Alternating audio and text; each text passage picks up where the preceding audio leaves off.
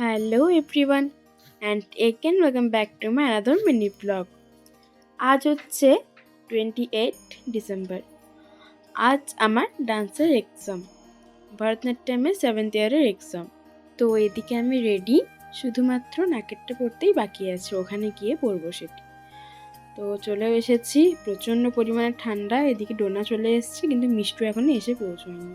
মানে প্রত্যেকটা প্রোগ্রামেও লেট। ছোটোবেলা থেকেই মা যেরকম রেডি করেছে নাচের জন্য, সেরকম এখনও করে দিতে হয়। শুধুমাত্র মেকআপ আর হেয়ার স্টাইলটাই আমি করি, বাকি ড্রেস বলো আর বাকি সমস্ত কিছু মাই সব দেখে দেয়। তাই মাকে ছাড়া আমি একদমই অচল। এদিকে আমার ডাকও পড়ে গেছে, আর আমাকে দেখে তোমরা বুঝতে পারছো আমি কতটা নার্ভাস। মানে এই বছরের এক্সামে আমার প্রচণ্ড পরিমাণে ভয় লাগছিলো, জানি না কেন।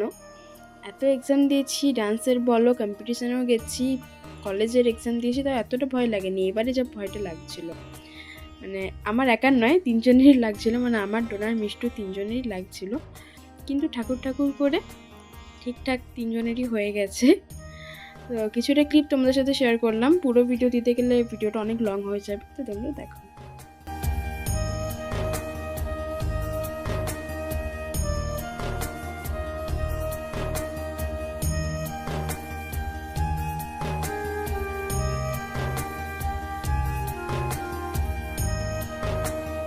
তো গ্যাস চলে এসেছি বাড়ি।